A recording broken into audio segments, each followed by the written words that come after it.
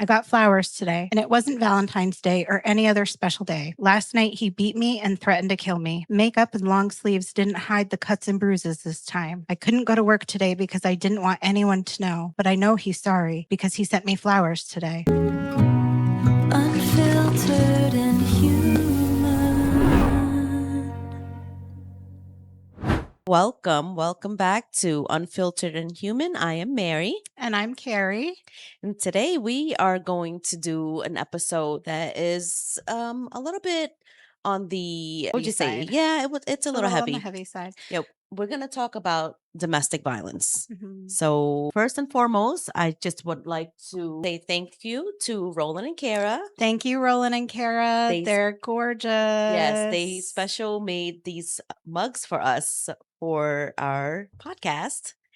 And you know what? Honestly, the coffee tastes even better from coming from it. So thank you guys. We really love you and appreciate you. so much. And I haven't dripped on myself once. So this is working. Thank you. It's a plus. So we are going to start off with Carrie's domestic violence story. And we're just going to let her have the floor. So go ahead, Carrie. Yeah. So before I get too far into my personal story, I wanted to share a couple statistics. You know and your me. statistics. Yep. And I also have a poem I want to read. So I'm going to start with the poem. Okay. Okay. Let me just pull it up real quick.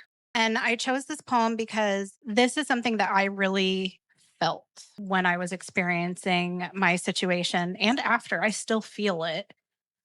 So I'm hoping people who've experienced it or are experiencing it can relate. Okay. So I'm just going to start out. I got flowers today. It wasn't my birthday or any other special day. We had our first argument last night, and he said a lot of cruel things that really hurt. I know that he is sorry and didn't mean to say the things he said because he sent me flowers today. I got flowers today. It wasn't our anniversary or any other special day. Last night, he threw me into a wall and started to choke me. It seemed like a nightmare. I couldn't believe that it was real. I woke up this morning sore and bruised all over. I know he must be sorry because he bought me flowers today. I got flowers today. It wasn't our anniversary or any other special day. Last night, he threw me into a wall and then started to choke me. It seemed unreal, a nightmare. But you wake up from the nightmare. And I woke up this morning sore and bruised all over. But I know he is sorry because he sent me flowers today. I got flowers today. And it wasn't Valentine's Day or any other special day. Last night, he beat me and threatened to kill me. Makeup and long sleeves didn't hide the cuts and bruises this time. I couldn't go to work today because I didn't want anyone to know, but I know he's sorry because he sent me flowers today. I got flowers today, and it wasn't Mother's Day or any other special day. Last night, he beat me again, and it was worse than all the other times. If I leave him, what will I do? How will I take care of the kids? What about money? I'm afraid of him, but I'm too scared and dependent to leave him. But he must be sorry because he sent me flowers today. I got flowers today. Today was a special day. It was the day of my funeral. Ooh. Last night, he killed me.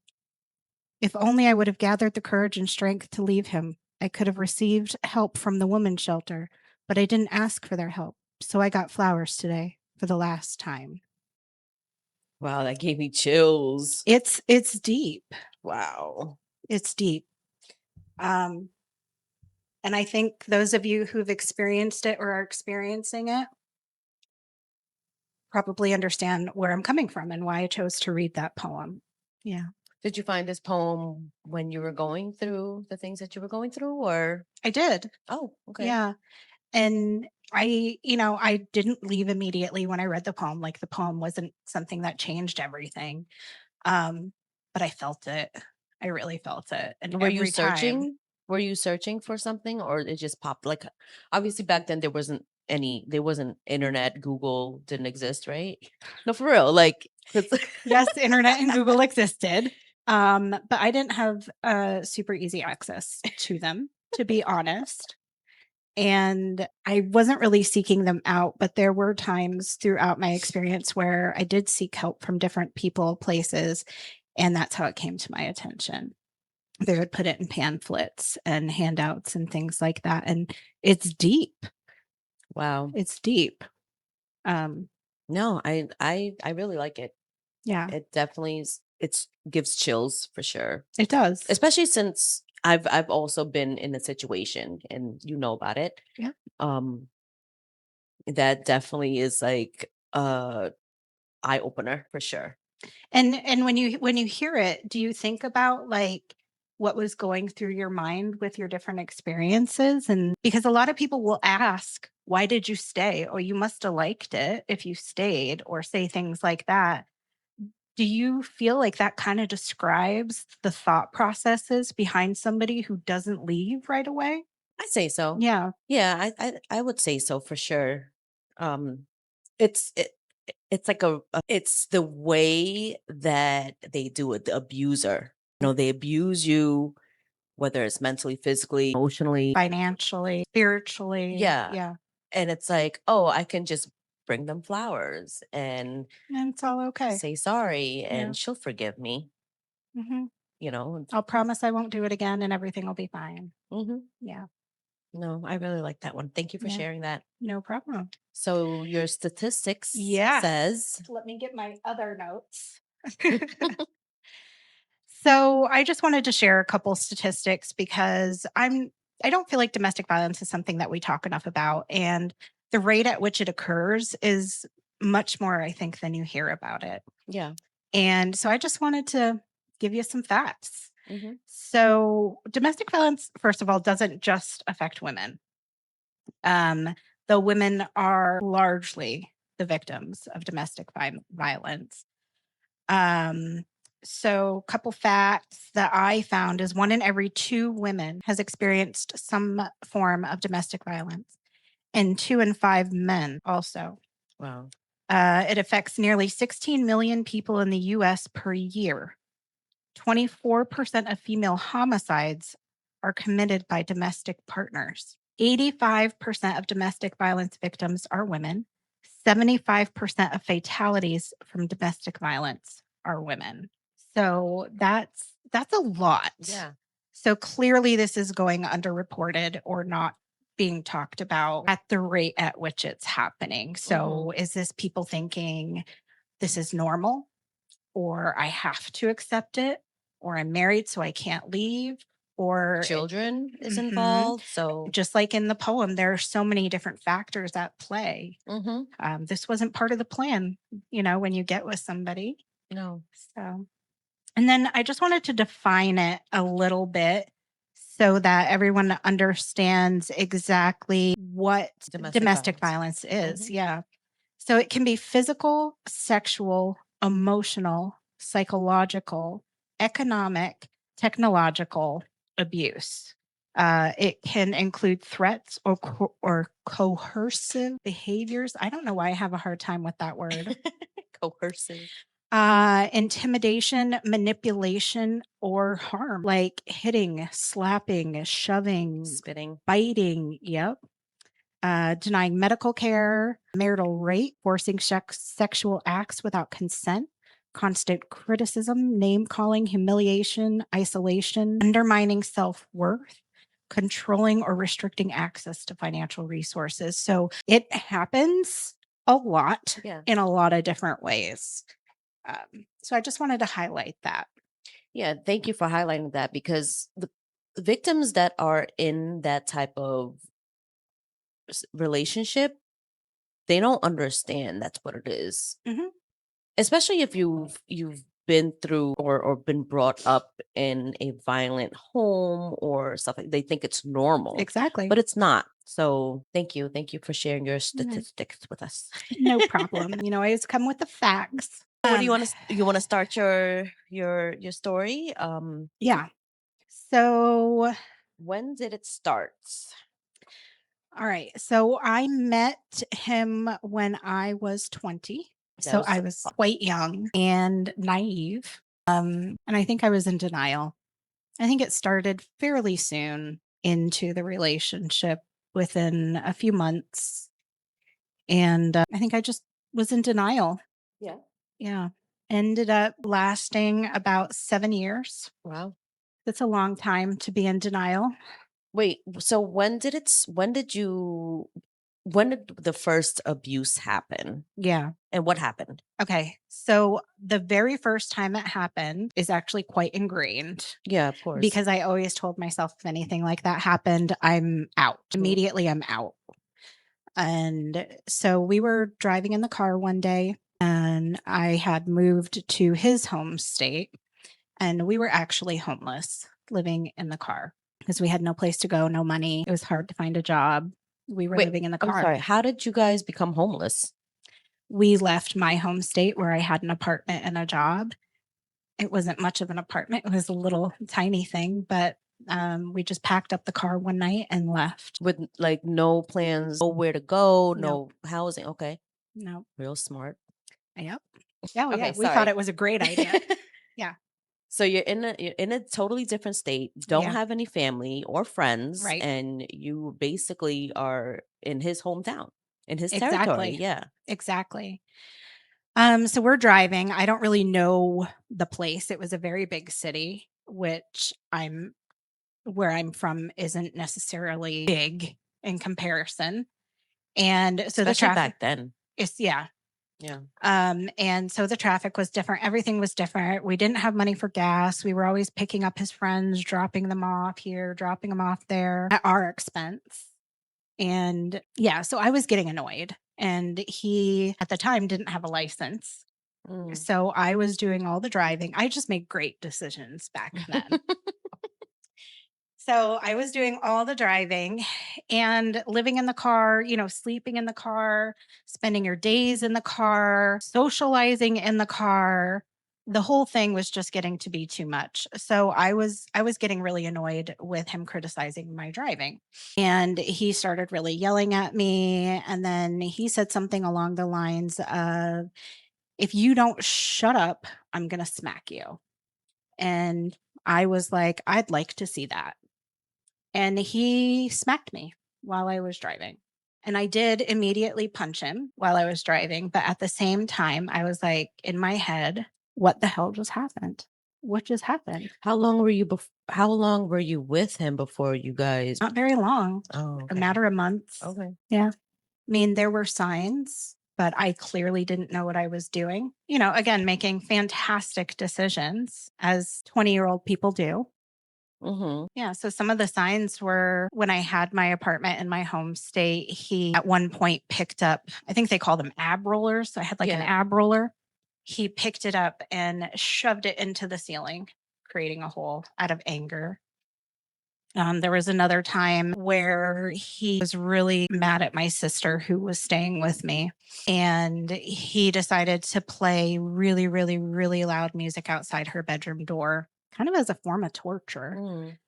And it was it bothered me. Mm-hmm. I know it bothered her. Mm-hmm. And looking back, I just feel horrible thinking about why did I think that that was okay? Well, I didn't think it was okay, but why did I let him Allow do it. that? Yeah. And then leave the state with him.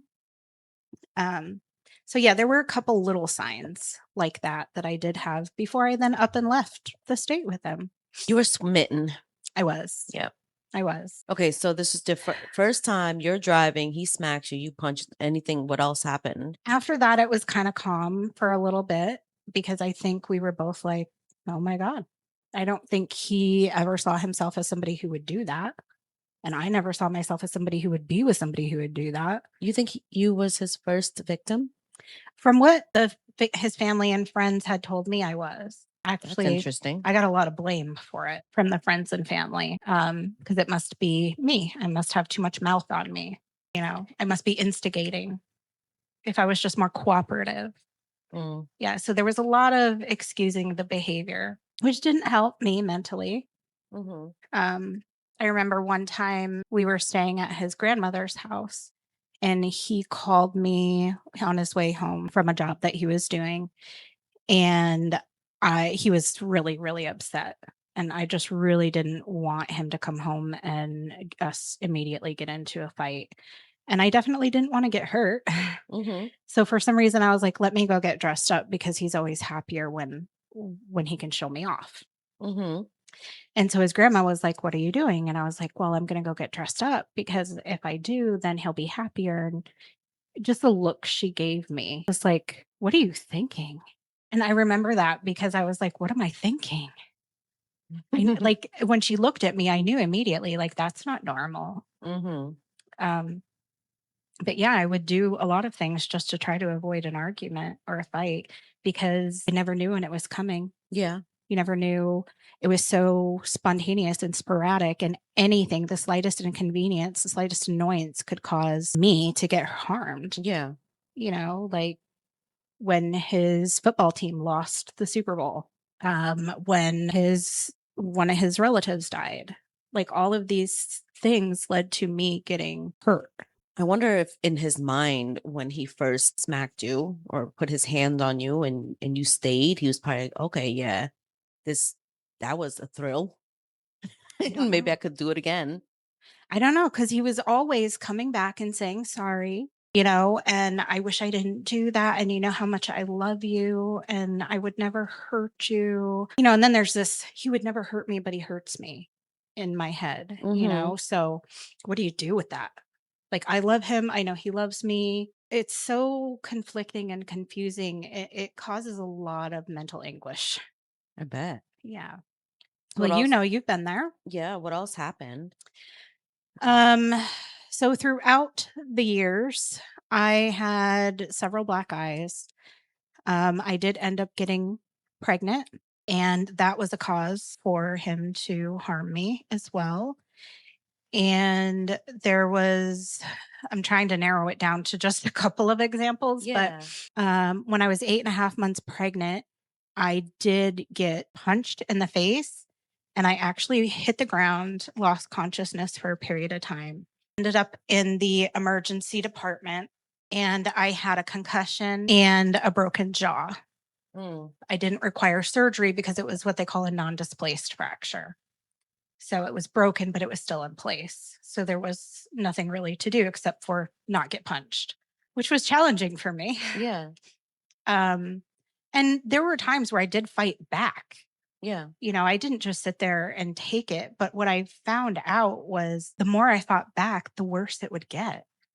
So I remember one time I was trying to defend myself and I had him in a headlock and he bit a chunk of skin out of my boob, Mm. like ripped it out of my boob. I'm all healed now, but he literally bit flesh from my body. There was another time where I was trying to defend myself. I grabbed a frying pan. I was preparing to hit him with it. He took it out of my hand, like he stopped, took it out of my hand, smashed it on his own head, fucked the whole pan up. It was Wow. useless after that. Put it back in my hand, which was like, What did you do then? I was like, just, this is crazy. Who does that? Like, this is so crazy, I would have just. right? Who does that? It's a manipulation tactic. Yeah. That's what it is. It's like Yeah. you think you think you could hit myself harder than I just hit myself. Go ahead. Yeah. And at that point, you're probably like, uh, okay, never mind. Because what else do you do? Hit him again. This was my plan. My plan was to use the pan. But he already did. Yeah. So Oh, yeah, that was so you put it scary. down. You made an egg. No, toss that pan. The pan was no good. There was no putting it back into shape. There were times where, of course, we were that couple where the police were always getting called. Neighbors loved us always. And there were plenty of times where he would just deny, deny, deny. And honestly, in the city we lived, they never really took it seriously. I think he got jailed once for a week. Wait, the frying pan situation was after your son? No, this was before. Mm. Yep. I'm just thinking of examples. Mm-hmm. So there was another time where the police got called. I had run to a neighbor who had become a really good friend. And he hated when I did that Mm. because if I could escape and get away, I was going to, at least until he calmed down, Mm-hmm. you know? And then when the police came, he came down the stairs. His face was all scratched up. And I was like, what did you do? So he told the police that I did that to him. And it turns out he had taken a wire hanger and scratched his own face. Did he tell you that? Yeah, Or you saw- later. oh. Later, he told me what he did in order to try to get me arrested for hurting him, which I definitely did defend myself whenever I could, but that had never scratched up his face. I for sure didn't use a wire hanger, and I had no idea he was going to come down the stairs looking like that day. Yeah, so there was lots of that stuff. Mm-hmm. Yeah. Endless. I bet. It Endless. just doesn't end. And then you just keep staying.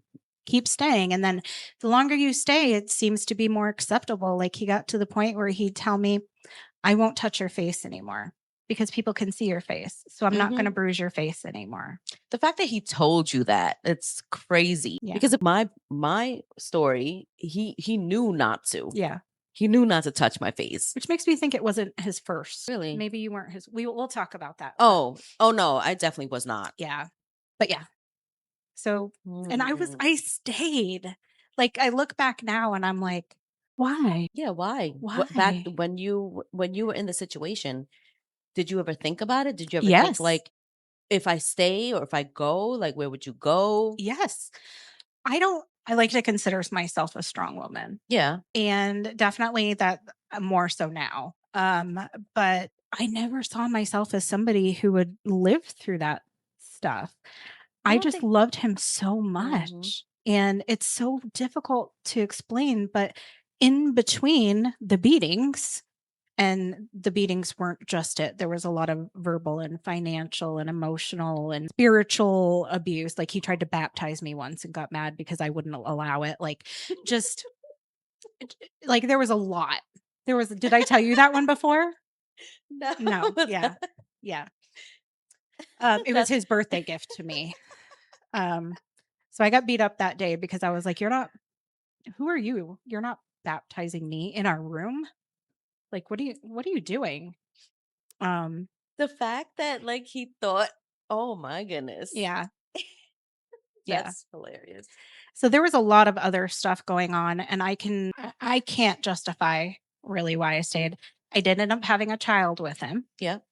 Which made it even harder to leave because, you have this ideal like mom and dad and kid and everybody lives happily ever after. And that's what I wanted. I wanted that so bad because I believed that he loved me. Yeah. And I believed that he loved our child.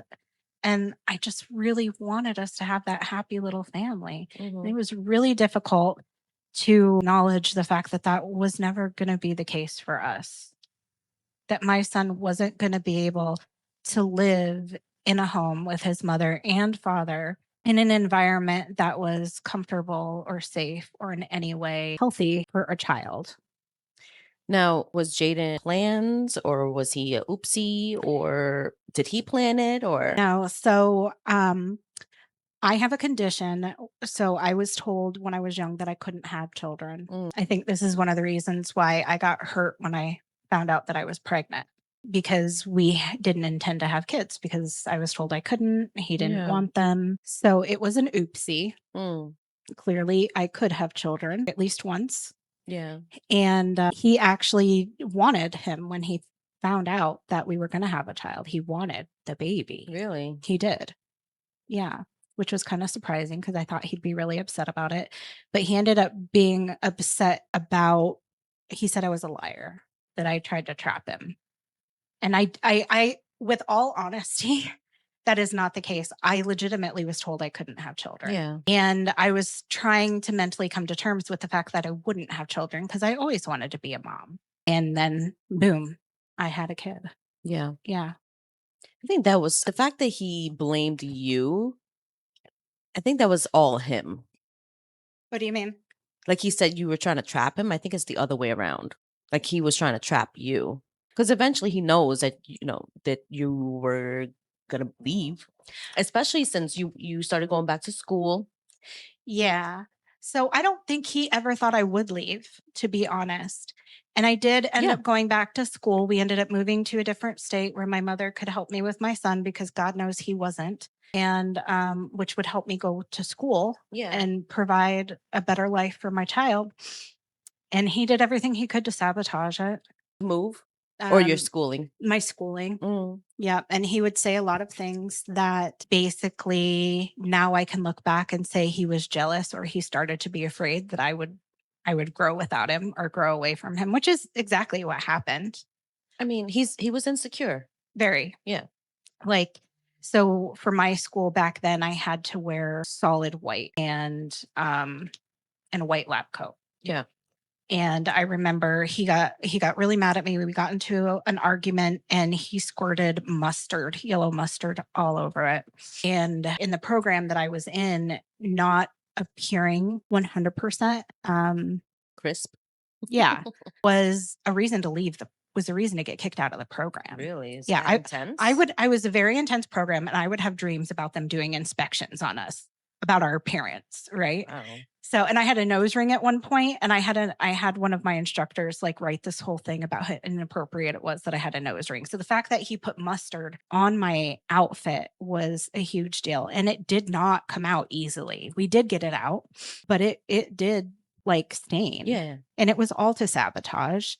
And he would be like, well, you're going to school to help people. Why can't you help me? You don't help me at all. You don't ever help me. You can't help anybody. Oh, you think you're better than everybody because you're going to school. Like all that kind of stuff just to try to knock you down. So after all that, you still stayed. I still stayed. It wasn't long after that that I did leave. Okay, what pushed you to the max? So it was a New Year's Eve. Okay. And we went out. My mother watched my son and I had a grown-up day. Mhm. And he and I and a bunch of friends went out for New Year's Eve and we were all drinking and partying and laughing and dancing. And he got jealous. He said something about when I kissed him at midnight, I was looking at someone else. And it turned into a really, really, really big fight. He up and left the bar, club, whatever it was. He left and we all rode there together. So when I believe we rode in my car, actually. So we're waiting and waiting and waiting for him to come back. He didn't come back. So I was like, oh, this is going to be trouble. He probably walked home, which means by the time he gets there, he's going to be twice as pissed because he walked home. So we all rode back. I got home and I was like, you know what? I'm going to try to save the day. I'm going to try to save the night. We're still going to have a good night. So I get all in bed and I get ready for him. No clothes. I'm like, I'm going to surprise him. We're going to have a nice grown up night while my mother has my son. And I started to doze off. He finally came home. And as soon as he did, he ripped me out of the bed. He was banging my head against the wall, against the headboard. He was punching me, spitting on me. He was choking me, putting his hands over my nose and mouth. Like I thought I was going to die. Where was your mom? And She had her own place about 10 minutes away. So she wasn't far, but I couldn't get there. And the whole time he's doing this, I'm naked. So I'm like, he's going to kill me this time. Yeah. He's going to kill me this time. Cause I'm like going in and out of consciousness. I can't even focus long enough to see where the next blow is coming from. So I'm just trying to figure out how to get out. Yeah. So somehow through the chaos, I did eventually find clothes and ultimately I did get run outside. Where was he when you were? I don't remember how it happened. I don't know if he went to the bathroom. Yeah, it was straight survival mode. I really thought I was going to die that day. And when I did get outside, I was like, well, he's not going to do this to me outside. He would never try to, because he comes off very charming and people like him and he's very social. So this is not something, he's very private, paranoid private. So he would not do that to me outside where other people could see it happening because that would be harder to deny. Yeah. So I was like, as soon as I get outside, I'm safe. So I called a friend, ended up getting a ride to my mother's house. And as soon as I got there, I just couldn't stop vomiting. Ended up at the emergency department again. I had another concussion. And the next day when I tried to go back home, my goal was not to be with him. Yeah. My goal was he wasn't supposed to be living in the place where I was living. anyway. Yeah. Because I was living in a low rent housing situation Mhm. and we weren't including him or his income. He wasn't supposed to be there. So I knew that I could have him removed Mhm. in that particular situation. Went back, my car was gone. Gone. Reported my car stolen to the police. They find the car in one spot, can't find the keys.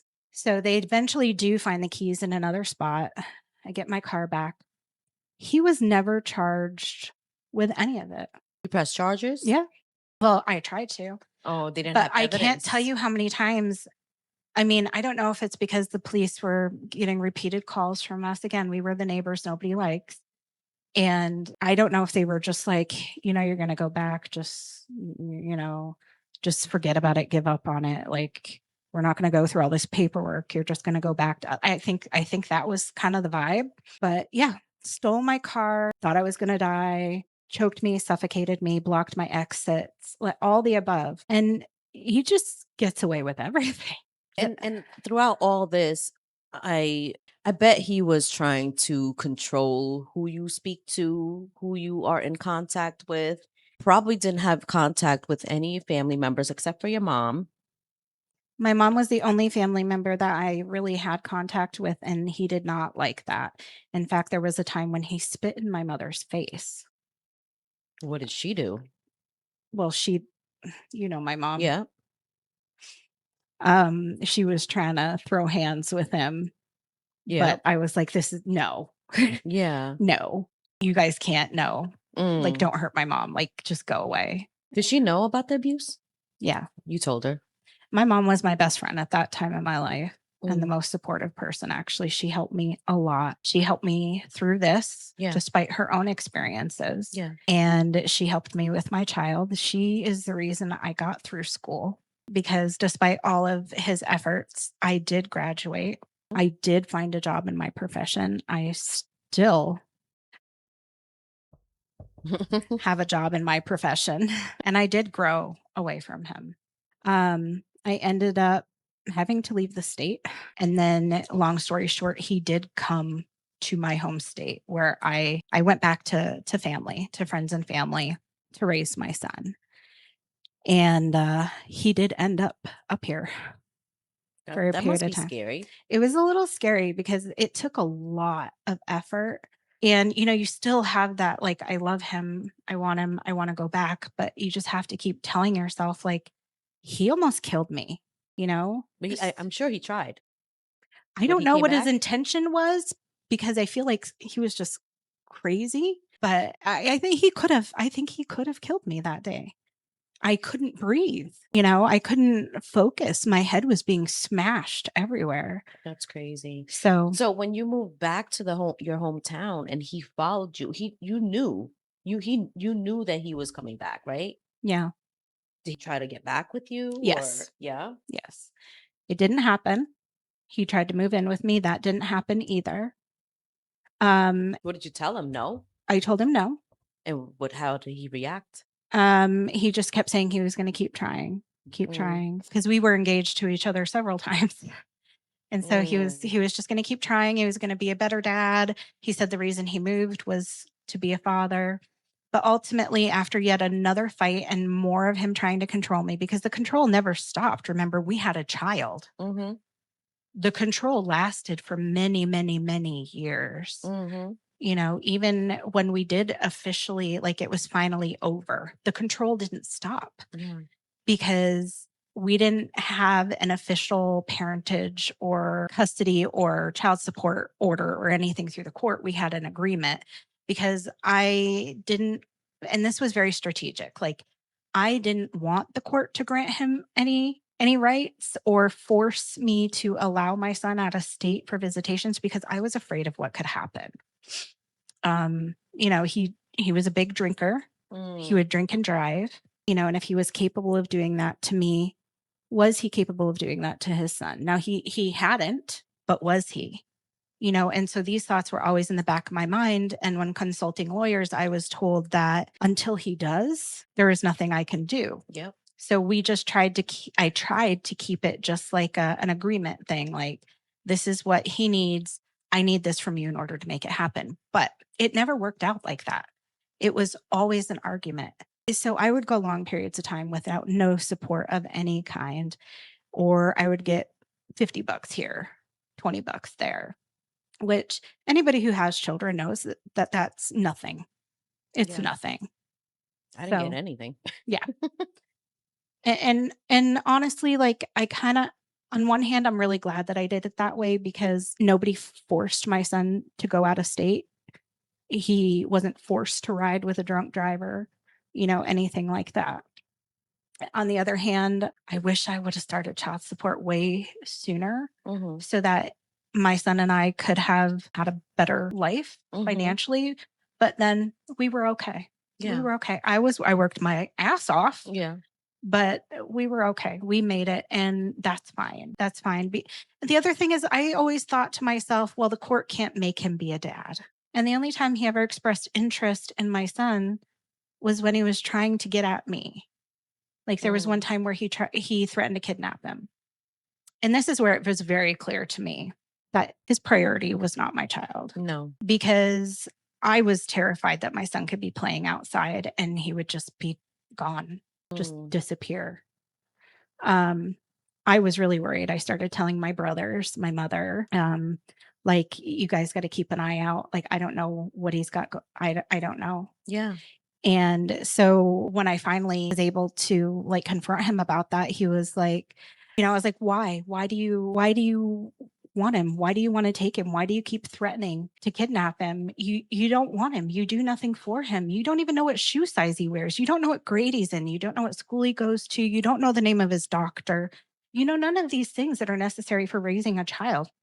You've never told him to brush his teeth. You've never read him a book. You don't understand that he produces a lot of wax in his ears and they need cleaning every day because the stuff will just start dripping out of his ears. Like, you don't know what scares him. You don't know what makes him like all of these things. Why do you want? Why are He you? didn't. He wanted you. He wanted someone to control. And that's exactly basically what he said. He said, this isn't about him. This is how I hurt you. And that's when it finally clicked in my head that I was like, wow, you are an awful, awful person. Because to me, my son was the most precious thing on this. He still is. I know. Even though he makes me so angry sometimes, my son, I love that boy. I know. We know.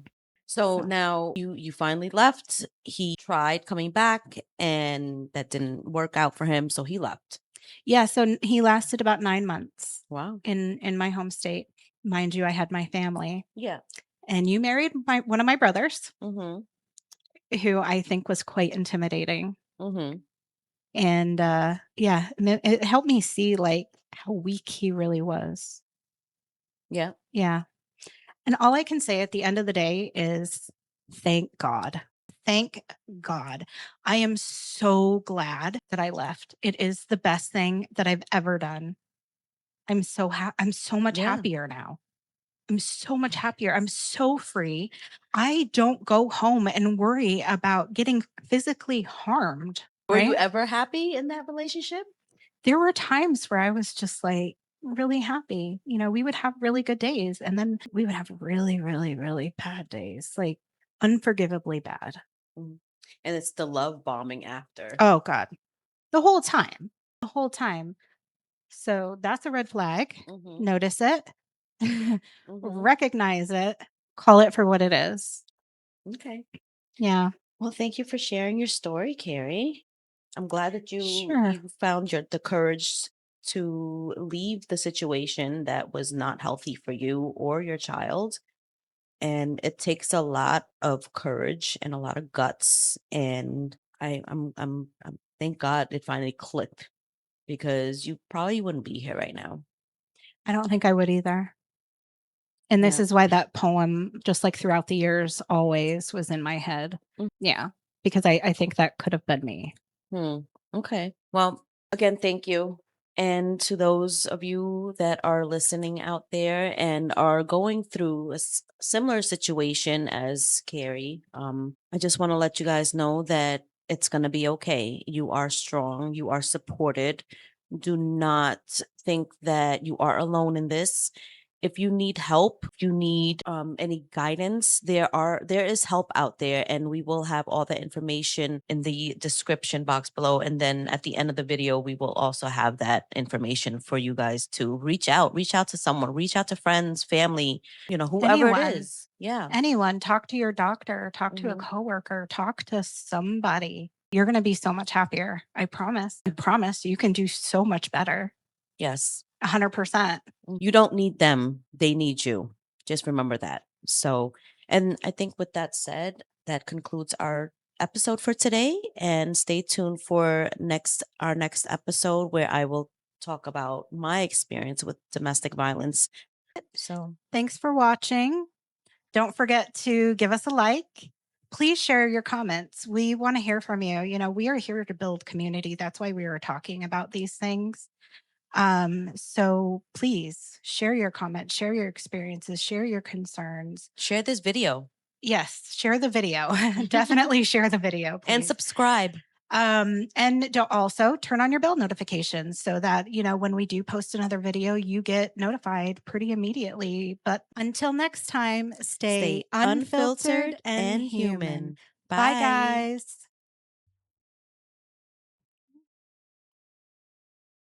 guys.